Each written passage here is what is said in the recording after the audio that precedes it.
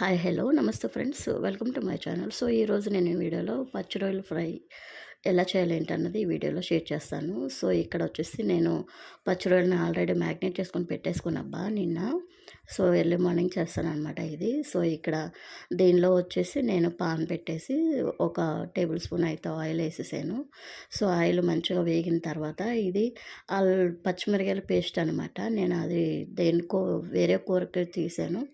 అది కొంచెం ఉంటే వేసేసాను పచ్చిమిరపకాయల పేస్ట్, కొంచెం అల్లం కూడా వేసేసాను, సాల్ట్ కూడా వేసేసి వేగిన తర్వాత ఇక్కడ వచ్చేసి మ్యాగ్నేట్ చేసుకున్న పచ్చి రొయ్యలు అయితే ఉన్నాయి కదా అవి కూడా వేసి కలిపేసాను.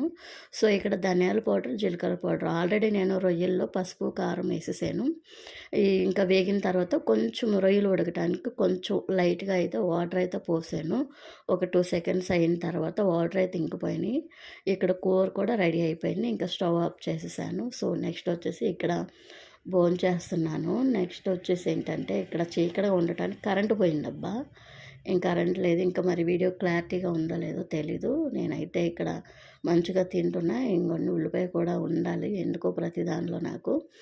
ఇలాగ అలవాటు. ఓకేనా ఫ్రెండ్స్, కూర అయితే సింపుల్గా బాగుంది. ఎటువంటి వెయ్యలేదు దానిలో మిక్సింగ్, ఓన్లీ ఫ్రాన్స్ ఫ్రై అనమాట. Thank you friends. Please subscribe చేసుకోండి ప్లీజ్. Thank you.